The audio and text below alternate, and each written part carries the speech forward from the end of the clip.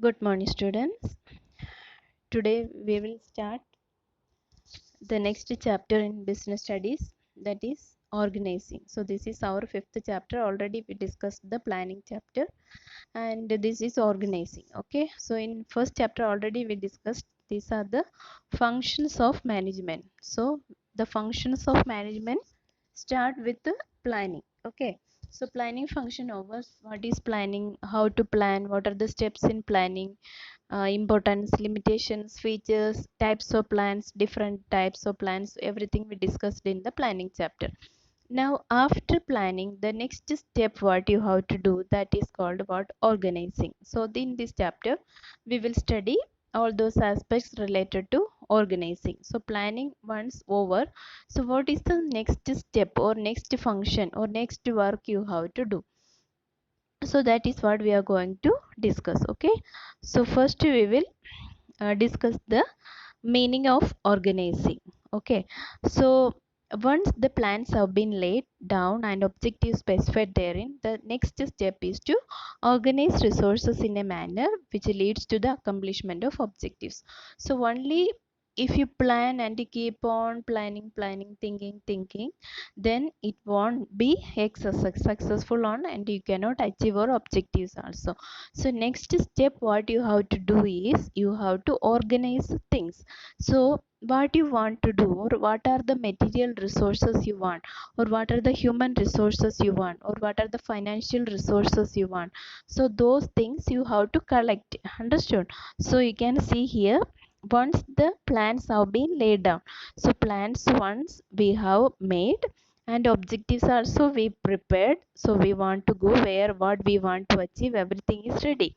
So now what we have to do, organize resources. Understood? No, I told you different types of resources we have to organize. Okay, now a critical issue in accomplishing the goals specified in the planning process is structuring the work of an organization to adapt to the dynamic business environment. So the major issue is how to make a structure for the organization. Understood? So an organization, when an institution is called an organization, so when we can call it as an organization, when everything is arranged, when all resources are put in a separate or particular systematic order or structure. Okay, like our human body is a structure, so you can see everything in its place, that's why our body is working properly. So just like that, an organization also, you can see so many things we have to, so many resources we have to collect together and bring together, then only it will work properly. Okay, so that is the main thing.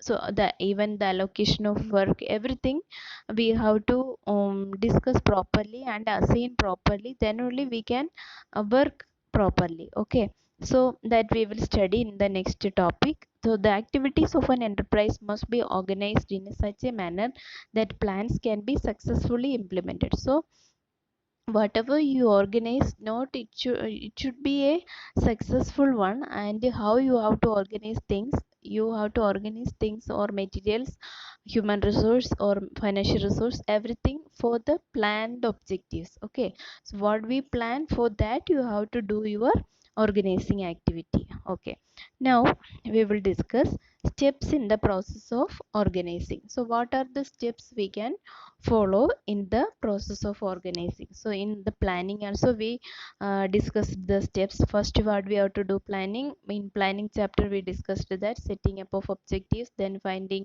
alternative, developing premises, then what, alternative courses of action, then evaluation of alternatives, selection of best alternative, then follow up action. So like that, in organizing also some steps we have to do. So before collection of resources or before organizing something, what are the steps you have to follow? First step is identification and division of work. Okay, so the first step in the process of organizing involves identifying and dividing the work that has been done in accordance with the previously determined plans. Yes, So whatever, when you planned, you must have identified different works. That work you have to identify here properly. And division of work, so division of work principle we already studied. All huge task or big work should be divided into small units. Okay, so that is why positions will come. Okay, now principals in school, if we say example, principal is a post, so then is a post, then TGTs are there, PRTs are there, peons are there, lab attendants are there. So like that, different posts are created according to the requirements of the job. Understood? So that is called what? Division of work. The work is divided into manageable activities so that a duplication can be avoided and the burden of work can be shared among the employees. So why division of work? So we have to divide. If you divide and do, then you can accomplish or you can complete the task in time, and duplication also can be avoided. Otherwise, the same work, if you are not allocating the work to particular employees, the same work one particular employee will do the same way, another employee also will be doing. So there will be duplication of work, so we have to avoid this duplication of work. So what needed is division of work. Okay, so identification and division work. First you have to identify what are the works, then it should be divided. Okay, step 1 over. Now step 2, departmentalization. So what do you mean by departmentalization? Once work has been divided into small and manageable activities, then those activities which are similar in nature are grouped together. Yes, so whatever activities are there in the business, so now first step what we did, we divided the activities. In that division of activities, whatever works come in the nature of same nature, that we can group together, okay, under one head. Such sets facilitate specialization. So when you group, that will leads to specialization. Also already we studied division of work leads to specialization. This grouping process is called departmentalization. So when you group similar activities under one head or one department or one division, that process is called what? Departmentalization. So departments can be created using several criteria as a basis. So how to create a department? We can create on so many bases. Okay, examples of some of the most popularly used bases are territory, north, south, west. That also a department. And the products, we can appliance, clothes, cosmetics. So these also a type of departments. Then usual what? Marketing, production, sales, advertisement. So like that, finance, personal, so many departments we can create. So production department means all production related thing, no confusion in that. Same type of work, all production related work that people will be doing, and all will be experts in that production area. So if you go to marketing department, they'll be expert in marketing related work or marketing of the products. So sales department will do the sales related work. So same nature of work, same type of work, we can group together under a same head, under different heads. So that is called what? Departmentalization. Okay, so this is the thing. First, second we have to do. So first what you have to do? Identify the work, then division of work. So actually in division of work, what is happening? The posts are created. Okay, so you can see, if you go to a bank, you can see a general manager there, then assistant manager you can see, then clerks, then others, peons. Okay, so many posts are created there. So according to the nature and type of business you are doing, there the post can be created and you can appoint people there. Okay, so first you have to identify the work, then division of work, then you form departments. Okay, now next step is what? Assignment of duties. Yes, in this stage only we'll assign duties to each and every employee, those who are in separate or in their respective posts. So it is necessary to define the work of different job positions and accordingly allocate work to various employees. So now you can allocate. Now already posts are created. So one post is created means, suppose principal post is created means there should be a principal in the school. So if that post is vacant, somebody else will be handling that. But it is vacant only. So when a principal is appointed there, so he will be assigned the duty of that principal. Suppose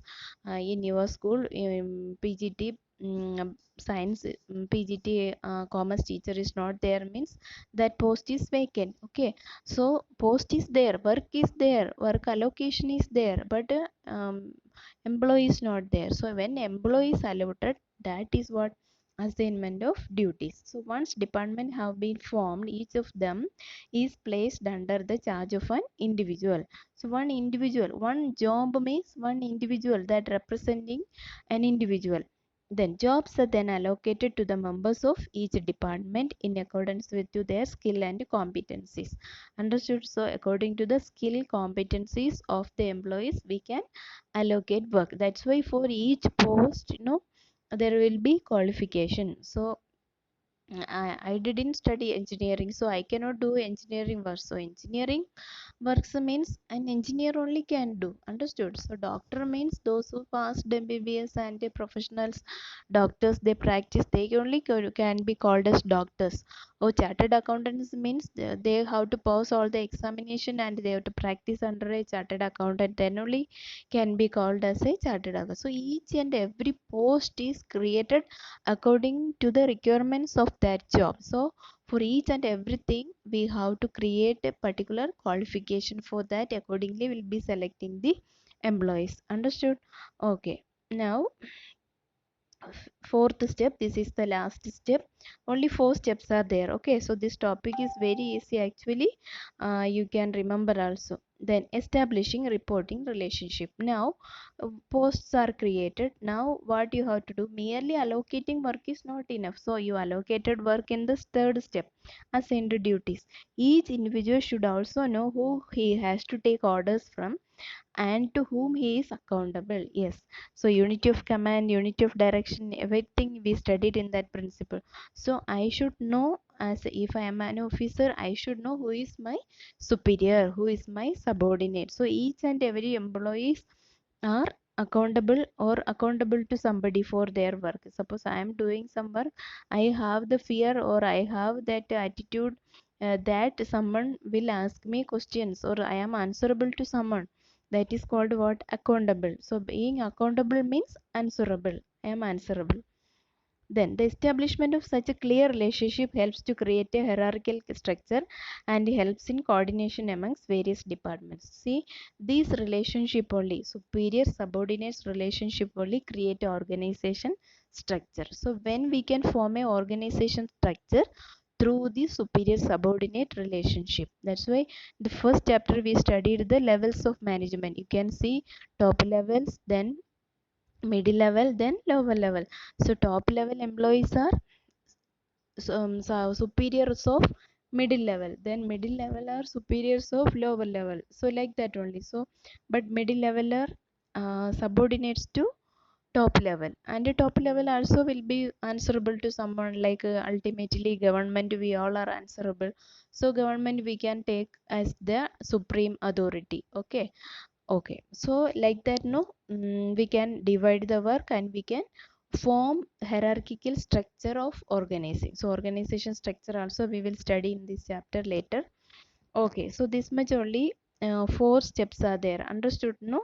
Okay, so just to go through this much only. So first, what to do? Identification and division of work, then departmentalization, then assignment of duties, then what? Establishing reporting relationship. Okay, so today only very small class today, and this much only for today. Okay, so you read textbook and understand it well. Okay, thank you. Bye, take care.